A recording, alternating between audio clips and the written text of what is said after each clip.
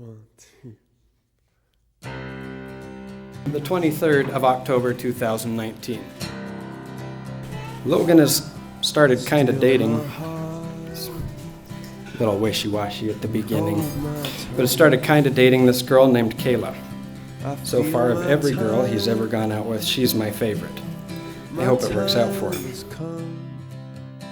Kayla, you are a magnificent soul.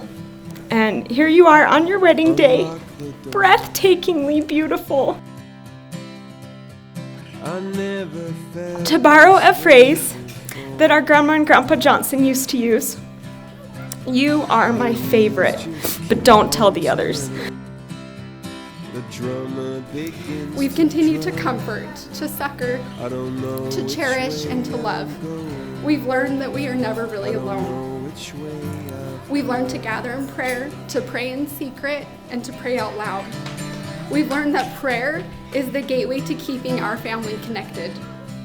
We've learned that above all else, to make Christ the center of our lives, and everything else will fall into place. What is so special and even joyous to find is that we have gained a sister who is not only exteriorly beautiful, but who has taught the exact same things in her home, and obviously exemplifies all of these teachings.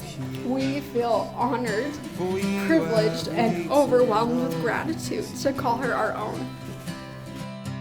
For you I'd wait.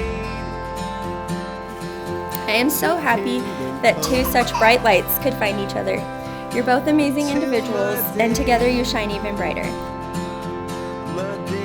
In so many stories, novels, and movies that we read, the plot culminates in two of the characters falling in love, and they go on and they live happily ever after, right? At least presumably. And I like to think that this is the point you've reached today. This is your happily ever after. You've both done a lot individually to get here, and as a couple to get here. That's impressive. In Les Mis, Marius and Cosette, they only had to deal with like an overprotective father and a revolution. You guys had a global pandemic through most of your relationship. But I think the idea that the story ends at the happily ever after does us a great disservice.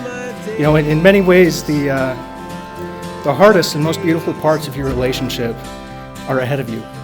The highs of achieving your educational goals, making it big in your career, or breaking into your career even, and as your families grow. The lows, of having a loss of a loved one, financial hardships, or unmet expectations. They're hard, but they're beautiful. So today marks the first day of your happily ever after. And as you guys move forward together, through thick and thin, the best is yet to come. Say you'll come and set me free. Just say you'll wait.